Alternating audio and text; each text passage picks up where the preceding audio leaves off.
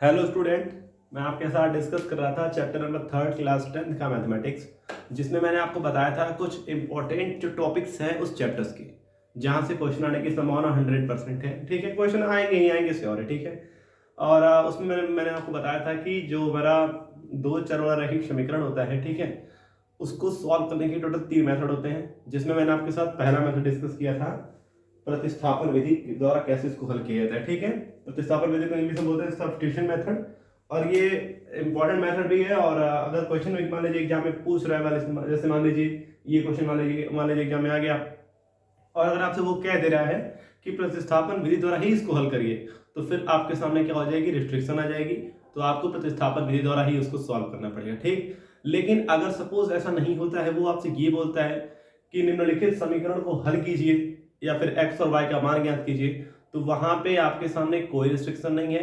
आपको जो मेथड अच्छा लगेगा आप उस मेथड से सॉल्व कर सकते हैं। ठीक, प्रतिस्थापन विधि से, वज्रगुणन विधि से, या फिर विलोपन विधि से, या फिर क्या कहते हैं ग्राफिक जो मेथड होता है, ठीक है, ग्राफिक विधि, चारों में से किसी विधि से आप उसको सॉल्व कर सकते हैं। ठीक है, अब चलिए बच्चों, मैं पिछले लेक्चर में आपको समझा दिया था प्रतिस्थापन विधि क्या होती है, और मैं आपको पिछले वीडियो में बताया था कि मैं आपको एक बढ़िया सा क्वेश्चन करके दिखा दूंगा ताकि आपका सारा कॉन्सेप्ट क्या हो जाए, क्लियर हो जाए। मैंने पिछले लेक्चर में एक क्वेश्चन तो लिया था, पर वो थोड़ा सा दिक्कत हो गया था। ठीक है, वैसे वो इंपॉर्टेंट, वो क्वेश्चन बहुत इंपॉर्टेंट था, 3-4 बार एग्जाम में पूछा जा चुका है, और 2 नंबर का क्वेश्चन था इसीलिए क्योंकि उसमें y की वैल्यू क्या हो गई, 0 हो गई। ठीक ना, तो इसलिए उसका आंसर क्या हो गया था, कोई हल नहीं। ठीक है, तो आज हम लोग इसको सॉल्व करेंगे कौन सी विधि से, प्रतिस्थापन विधि से। ठीक है, चलिए मैं इसका सॉल्यूशन लिखता हूं। देखिए, सबसे पहले ये जो आपको इक्वेशन दिया था, सबसे पहले आप इसी को लिखेंगे।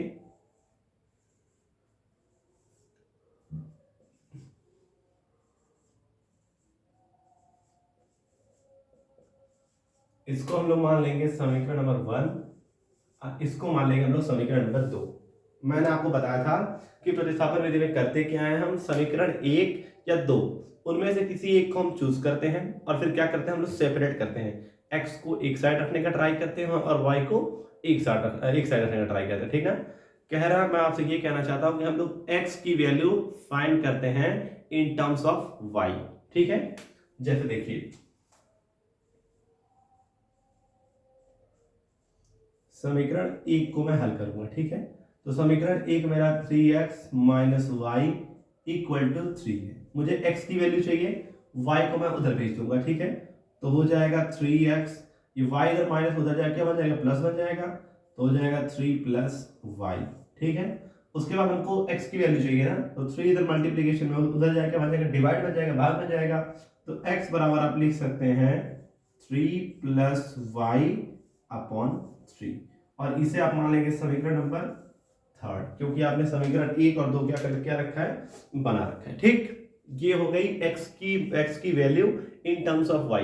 और जब आप ये काम कर लोगे, इसके बाद देखो मैं किसको लेके चला था, मैं समीकरण नंबर 1 को लेके चला था, x की वैल्यू मैंने फाइंड की। अब ये वाली वैल्यू मैं कहां रखूंगा, समीकरण नंबर 2 में रखूंगा।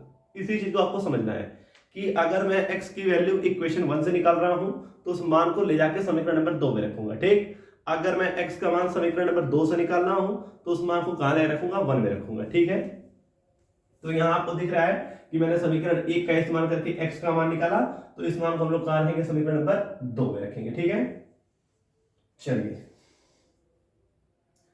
यह मान समीकरण 2 में रखने पर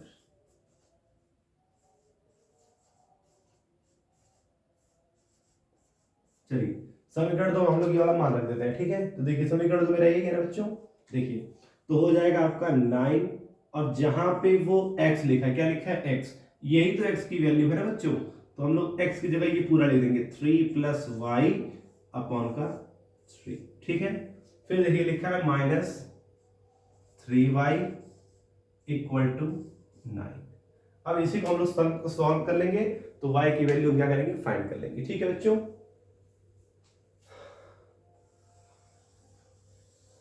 देखिए देखिए अब मैं क्या करूंगा, मल्टीप्लाई करूंगा या फिर 3 से इसको मैं कट कर दूंगा।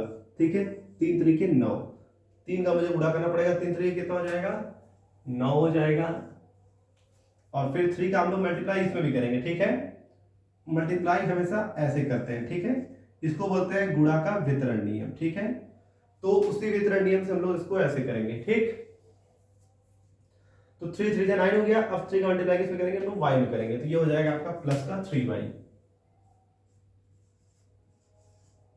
इक्वल टू, ठीक है। इक्वल टू में देखिए क्या है, सॉरी देखिए यहाँ माइनस बचा हुआ है ना अभी, माइनस 3y, तो ये हो जाएगा आपका माइनस का 3y और इक्वल टू कितना हो जाएगा आपका 9 हो जाएगा, ठीक है। आप फटाक से इसको नोट करिए जल्दी से, ठीक है बच्चों। तो मैं रुक इसलिए गया था क्योंकि मुझे दिख रहा है कि यहाँ पे 3y से 3y फिर से क्या हो जा रहा है, कट हो जा रहा है, ठीक है। और जब मैं क्वेश्चन दिखाऊं तो बड़े दुर्भाग्य के साथ यहाँ पे आपका 4 लिखा हुआ है जहाँ मैंने 9 लिख दिया है, ठीक है। क्वेश्चन ही मैंने गलत नोट कर दिया था, बाकी सब आपका सही है, तरीका वही रहेगा आपका।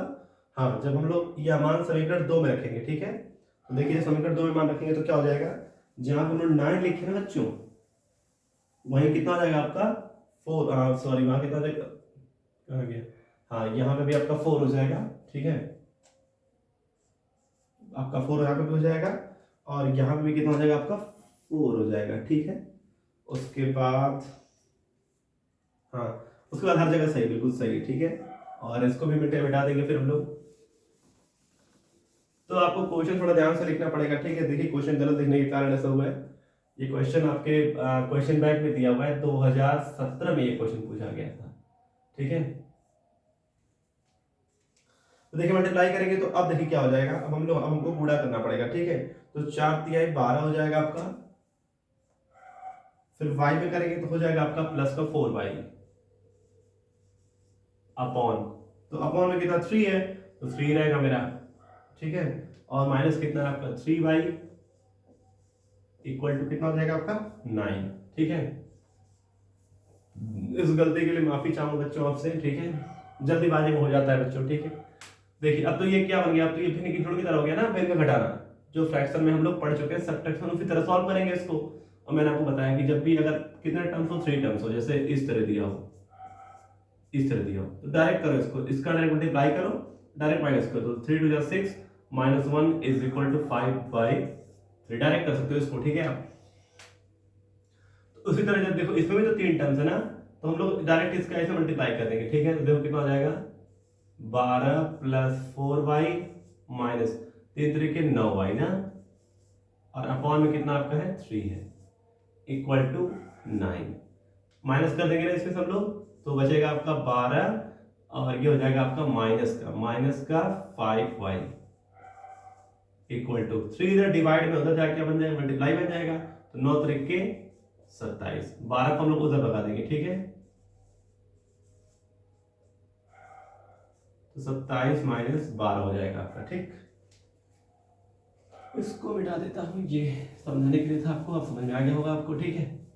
माइनस करेंगे तो माइनस का 5y, ये बचेगा आपका कितना 15 15 बचेगा, और तब यहां से y की वैल्यू आप लिख देंगे 15 माइनस का 5 कट कर देंगे तो y की वैल्यू कितनी आ गई, माइनस की 3 आ गई। जल्दी से इसको नोट करिए फटाक से आप,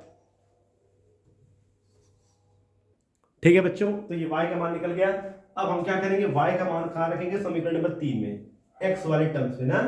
तो x का मान ये था ना बच्चों, तो x बराबर देखिए कितना हो जाएगा आपका, x बराबर कितना है 3 है, प्लस y की वैल्यू कितनी आएगी, माइनस की 3 आएगी, ठीक है।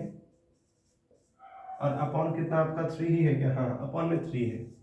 आप बुद्धि वाले दोनों कट जाएंगे और 3 का डिवाइड करेंगे क्या हो जाएगा, 0 हो जाएगा। तो x की वैल्यू कितनी आ गई, 0।